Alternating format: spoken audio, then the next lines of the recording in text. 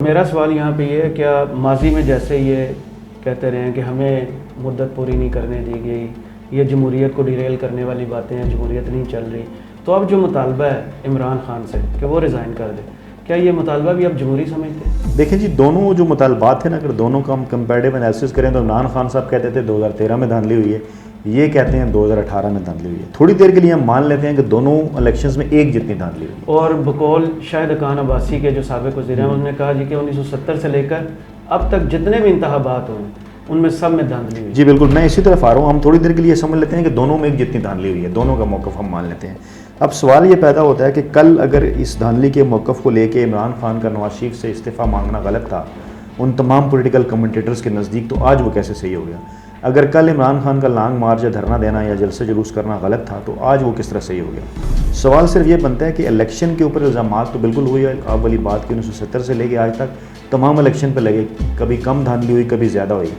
माजी में वज़ीर-ए-आज़म अगर अपनी मुद्दत पूरी नहीं कर सके तो फिर वही बात है जो मैं अक्सर कहता रहता हूँ। मैं उन बातों में नहीं जाता, लेकिन बताना अपने व्यूअर्स को ये ज़रूरी है कि अगर आपके सामने अगर हम रखें तो जुल्फ़िकार अली भुट्टो साहब पहले मुंतखब वज़ीर-ए-आज़म, उनके ख़िलाफ़ जो तहरीक चली उसमें मैंने आपको बताया कि मियाँ साहब जो है वो तहरीक इस्तिक़लाल का हिस्सा थे, और तहरीक इस्तिक़लाल जो है वो असगर खान साहब वो जुल्फ़िकार अली भुट्टो साहब के ख़िलाफ़ थे। उसके बाद जनोजा साहब की हुकूमत गई तो नवाज शरीफ साहब ज़िया के साथ थे। बेनज़ीर की हुकूमत गिराने में ख़ुद नवाज शरीफ साहब ने किरदार अदा किया, पहली भी और दूसरी भी। दो दरमियान में वज़ीर-ए-आज़म हम छोड़ देते हैं गिलानी और शौकत अज़ीज़, क्योंकि वो मुशर्रफ साहब लाए उनको, वो ये जमहूरी नहीं मानते। उसके बाद आ जाते हैं गिलानी साहब की तरफ। गिलानी साहब की हुकूमत गिराने में भी मियाँ साहब ने रोल प्ले किया। यानी मियाँ साहब के 3 अदवार को अगर निकाल लें तो बाकी जितने भी वज़ीर-ए-आज़म हैं उनको घर भिजवाने में मियाँ साहब का किरदार है। तो यानी मियाँ साहब क्या सिर्फ अपना जिक्र कर रहे हैं कि उन्हें मुद्दत पूरी नहीं करने दी और या वो खुद को सिर्फ जमहूरियत समझते हैं? बिल्कुल बिल्कुल, ये बिल्कुल एक सवाल तो पैदा होता है। और अगर मियाँ साहब ने इन गलतियों से सबक सीखा है तो आज क्यों वो ये नहीं चाहते? और पीपल्स पार्टी जो सीनियर 3 सियासी जमात है जिसके साथ खुद ये कई मरतबा हो चुके हैं, आज वो क्यों ये नहीं चाहते कि मौजूदा वज़ीर-ए-आज़म है जो वो अपनी आईनी मुद्दत पूरी करें? क्या रास्ते यहीं से नहीं निकलेंगे? रास्ते पार्लियामेंट से नहीं निकलेंगे? दोबारा भी तो इलेक्शन होने हैं, दोबारा भी मौका आना है। इमरान खान के पास अभी 3 बरस पड़े हैं। अभी तक जो पीटीआई हुकूमत की कारकर्दगी है वो जिन लोगों ने उन्हें वोट भी दिया है उनकी उम्मीदों पर भी पूरी उतरती नज़र नहीं आ रही। अभी बेशुमार कुछ चीज़ें सामने हैं, काफ़ी चीज़ें सामने पड़ी हैं। तो मेरे ज़ाती ख्याल में ये सिर्फ़ और सिर्फ सेनेट इलेक्शन 2021 से पहले एक माहौल बनाने की कोशिश की जा रही है, क्योंकि ये नज़र आ रहा है बज़ाहिर। हालांकि कुछ लोग ये कहते हैं कि सेनेट 2021 के इलेक्शन के बाद जब इमरान खान के पास एक मेजॉरिटी हो जाएगी तो फिर इसको कोई नहीं रोक सकेगा। मैं खुद भी ये अक्सर बात करता हूँ, लेकिन इशू ये है कि जब आपके पास एब्सोल्यूट पावर आ जाती है तो फिर आप एक नई गलतियाँ करते हैं। अपोजिशन के बाद इसके बाद भी मौके होंगे। इसके बाद उसको कहते हैं कि आपका एतमाद जो है ना वो हद से ज़्यादा हो जाए तो फिर गलत फैसले करना खुद शुरू हो जाते हैं। जैसे पनामा में नवाज शरीफ साहब के साथ हुआ था, उन्होंने हर फैसला जो किया वो गलत साबित हुआ एंड में आके। देखिए, मियाँ साहब के मतलब अगर आप कहें तो वो तो एक पूरी खैर एक तारीख़ है कि जिस तरह से मियाँ साहब ने इसी तरह जब 97 में इलेक्शन जीत के आए तो बारी बारी तमाम इदारों के साथ जो है उनकी लड़ाई हुई। उनकी उस वक्त के प्रेसिडेंट के साथ लड़ाई हुई, उस वक्त के जो आर्मी चीफ़ थे उनके साथ उनका मसला हुआ। जहांगीर करामत साहब रिज़ाइन दे के चले गए। उसके बाद जो चीफ़ जस्टिस थे उनके साथ मसला हुआ, 2 ग्रुप बन गए, सुप्रीम कोर्ट पे हमला हुआ।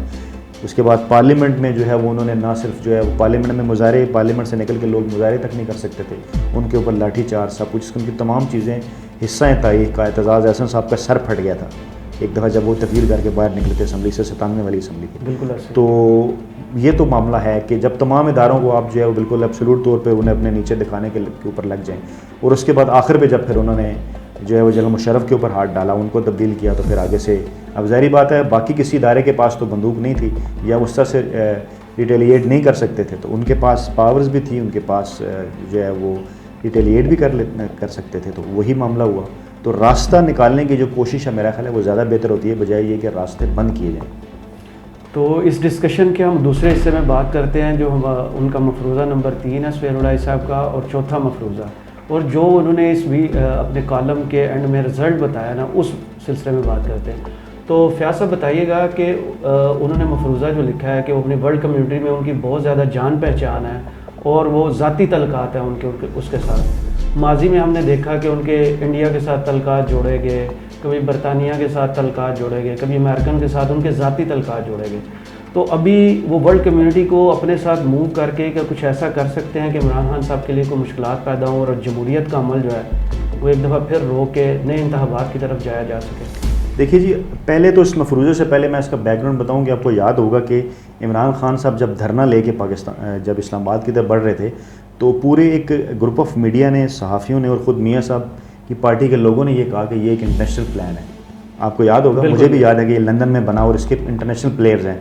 और आज भी अगर आप उनसे पूछें, जब वो खुल के, बिल्कुल आज कादरी साहब और ये बिल्कुल आज भी जब खुल के वो ये बात नहीं कर सकते एस्टेब्लिशमेंट के हवाले से, जो एहसन इकबाल ग्रुप है मुस्लिम लीग नवाज़ के अंदर, तो आज भी वो यही बात करते हैं जी कि इंटरनेशनल प्लान था। इंटरनेशनल प्लेयर्स जो हैं वो सी पैक की वजह से जो है वो नवाज शरीफ से खुश नहीं थे, तो वो नवाज शरीफ की हुकूमत ख़त्म कराना चाहते थे। तो उनके इस मफरूज़े में इसलिए मैं इतनी जान नहीं समझता कि ये जो बैन अवी बरादरी है, चाहे वो चाइना हो, चाहे वो अमेरिका हो, वो ज़ात के साथ चलते हैं या मुल्कों के साथ? जी बिल्कुल, चाहे वो सऊदी अरब हो। मैं इससे भी हट के एक बात करता हूँ कि ज़ात और मुल्क को तो चलें छोड़ दें, वो रियासत के साथ चलते हैं। और बदकिस्मती से पाकिस्तान में रियासत के सतून के तौर पे पार्लियामेंट, मैं दोबारा कहूँगा, बदकिस्मती से आज तक इतना मजबूत नहीं हुआ कि उसको सामने रख के वो लोग इस बात का फ़ैसला करेंगे। आज भी बैन अवी बरादरी की नज़र में पाकिस्तानी रियासत का जो सतून सबसे ज़्यादा मजबूत है, वो आपको पता है कौन सा सतून है? वो इस्टेब्लिशमेंट है, वो फ़ौज है, ठीक है। और आपको पता है सी पैक में भी जो है वो उनका भी अपना किरदार है, रोल है, जो सारी चीज़ें हैं। तो इन सारी चीज़ों को जो देखते हुए जो बैन अवी बरादरी है, वो इन ग्राउंड्स के ऊपर मेरा नहीं ख्याल कि वो कुछ सोचेगी। यकीनन हो सकता है मियाँ साहब ने कोशिशें भी की हों सऊदी अरब के साथ तल्लुकात, जो इमरान खान साहब बार-बार कह सकते हैं कि मेरे पर प्रेशर डलवाया गया। जी बिल्कुल, हाँ। तो उसमें पाकिस्तान के सऊदी अरब और ईरान के साथ जो तल्लुकात में एक तवाज़ुन बदकिस्मती से नहीं है, वो मामला तो ज़रूर हो सकता है सऊदी अरब की नाराज़गी का, लेकिन इस मफरूज़े को मैं बाय नहीं करूँगा। मेरे ख्याल में सऊदीयन तो उस वक्त से नाराज़ हैं जब इन्होंने वो उनके साथ किया हुआ ज़मानती मुआहदा तोड़ा था, जब ये लंदन चले गए थे। सियासत में हिस्सा लेना इन्होंने शुरू कर दिया था जब ये पाकिस्तान से मुशर्रफ साहब ने इनको सऊदीया भिजवाया था। जी बिल्कुल, एक वो बात भी है, वो बात आपकी दुरुस्त है, लेकिन स्टेट्स के लेवल के ऊपर इस किस्म के जो मायदे होते हैं या इस किस्म की नाराज़गियाँ नहीं चलती। अगर इस मौजूदा हुकूमत में उनकी नाराज़गी देख लें, तो वो नाराज़गी तो वहीं से बनती थी जब इमरान खान साहब ने कहा कि वो कॉन्फ्रेंस में शिरकत करने के लिए जाएंगे, जहाँ तैयब अर्दगान भी हैं, जहाँ जो मातीर मोहम्मद भी हैं, जी बिल्कुल मातीर मोहम्मद भी हैं, जहाँ ईरान भी है। तो वो रिफ्त तो वहीं पैदा हो गया था, उसमें कोई मियाँ साहब का रोल या किरदार नहीं था, वो एक अपना डिसीजन था इमरान खान साहब का। तो इस मफरूज़े को मैं इसलिए नहीं बाय करता कि इंटरनेशनली कुछ किस्म के प्लेयर्स इमरान खान के खिलाफ हो गए जी, कि इसलिए कि इंटरनेशनल जो बरादरी है, जो आलमी बरादरी है, वो कतन भी फ़र्द वाहिद के साथ जो है या किसी हुकूमत के साथ तल्लुकात के वाले से कॉन्शियस नहीं होती। वो रियासत के साथ तल्लुकात चाहती है और रियासत के वो सतून जो उनकी नज़र में मजबूत होते हैं, उनके साथ बातचीत वो करती है। इसलिए मैं इस मफरूज़े को बाय नहीं। और उन्होंने आखिर में अपने कॉलम का जो रिज़ल्ट निकाला, वो कहा कि ये सारी जो मूवमेंट स्टार्ट हुई है, पॉलिटिकल पार्टीज़ की APC होगी, फिर आर्मी की एक ब्रीफिंग होगी, और फिर मोहम्मद ज़ुबैर और मरियम नवाज़ वाली रस्साकशी होगी, ये शायद माहौल, सियासी माहौल को गर्म करने की कोशिश है कि आने वाले सेनेट इलेक्शन जो हैं उन पर असरअंदाज हुआ जा सके। बिल्कुल, ये जो सेनेट के इलेक्शन होते हैं उनमें कितना आम बंदे की इन्वॉल्वमेंट होती है? अच्छा, सेनेट इलेक्शन से पहले इकराम साहब, मैं आपसे एक और बात शेयर करना चाहूँगा। ये तो खैर किसी हद तक मैं इसकी बात से सहमत हूँ, उनकी बात से, ये बात तो उन्होंने ठीक की। और 15 दिन पहले उन्होंने अपने कॉलम में भी जिक्र किया, जिसमें उन्होंने ये बताया कि मियाँ साहब जो हैं वो सितंबर अक्टूबर में इसलिए एक्टिव हो जाएंगे। आज इसलिए उन्होंने लिखा कि थोड़ा जल्दी एक्टिव हो गए। उन्होंने ये कहा कि अक्टूबर में एक्टिव हो जाएंगे क्योंकि हाथियों के ग्रोह में कुछ तब्दीली होने वाली है। इस्टेब्लिशमेंट की तरफ उन्होंने इशारा किया, लेकिन मैं इसको मज़ीद वज़ाहत के साथ बयान कर देता हूँ कि बेसिकली मामला है क्या। अगर हम पाकिस्तान में जो है वो आखिरी फ़ौजी हुकूमत से लेके पहली से अगर हम जिक्र करें, पिंडी साजिश केस से लेके आज तक ना, तो एक चीज़ बड़ी हमारे यहाँ चलती है, देखी जाती है, जिसको स्प्रेड करने की कोशिश सियासतदान भी करते हैं, और डेफिनेटली इसमें जो है फ़ौज की अपनी गलतियाँ भी हैं। वो ये कि बाज़ मखसूस मौक़े के ऊपर इस किस्म की खबरें सामने आती हैं कि शायद फ़ौज के अंदर कोई इख्तलाफ है। अब इसकी जो लेटेस्ट 90s की मैं आपको जो एग्जांपल दूंगा, वो मैं आपको यहाँ से देता हूँ कि मियाँ साहब ने अपने जो उनके MNA थे फैसलाबाद से पहले और उसके बाद गुजर खान से, राजा नादिर परवेज़, उनके कज़न राजा तारिक परवेज़ कोयटा के कोर कमांडर थे मुशर्रफ इरा के अंदर। और जब कारगिल इशू के ऊपर दोनों तरफ से कुछ रिफ्ट पैदा हुआ, तो मुशर्रफ साहब को ये शक हुआ कि कोर कमांडर कॉन्फ्रेंस की जो मीटिंग्स की बातें हैं वो तारिक परवेज़ साहब अपने कज़न नादिर परवेज़ के ज़रिए मियाँ साहब तक पहुँचाते हैं। बाद में इस किस्म की चीज़ों के ऊपर अक्सर लोगों ने लिखा, कुछ लोगों ने यह दावा भी किया कि वाकई इस किस्म के मामलात होते रहे। फिर मियाँ साहब की कुछ मुलाकातें भी जो हैं वो मंजर-ए-आम की हैं कि वो कोर कमांडर से मिलते रहे, और उसके बाद फिर जो है वो उन्हें मुशर्रफ साहब ने फारिग कर दिया। तो मियाँ साहब का एक काम तो है मतलब जो उनकी पूरी सियासी तारीख बताती है कि मियाँ साहब अक्सर फ़ौज में अपना बंदा ढूंढने के चक्कर में रहते हैं। वो आज तक इस बात को नहीं समझ सके कि और फौज जब भी उन्होंने जी, अपनी मर्जी का बंदा हाँ। ढूंढा है फिर उसी से इनके देखिए करामा साहब, मर्जी के बंदे की बात नहीं है, फौज एक क्योंकि इंस्टीट्यूशन पसंदीदा कह लें। हाँ, फौज क्योंकि एक इंस्टीट्यूशन है तो डेफिनेटली उन्होंने इंस्टीट्यूशन के रूल्स एंड रेगुलेशन फॉलो करने होते हैं। बंदे चेंज होने से बहुत ज़्यादा कोई उनकी पॉलिसियाँ नहीं बदलती। शायद उन्होंने माजी की अपनी गलतियों से लर्न भी किया हो और बिल्कुल किया, नज़र भी आता है बाज़ औक़ात बाजवा साहब की पॉलिसी से। लेकिन बीइंग इंस्टीट्यूशन जो है ना, वो ये नहीं होता कि वो अपने माजी के किसी जर्नैल, किसी सीनियर के ऊपर उस तरह से को बात आने दें, यहाँ आने दें, तो वो किसी के बंदे नहीं होते, वो फौज के बंदे होते हैं और एक इंस्टीट्यूशन की तरह चल रहे होते हैं। जैसे मैंने आपको एक मिसाल दी। अब आते हैं सुहेल वड़ाई साहब के उस कालम की तरफ जो उन्होंने बात की।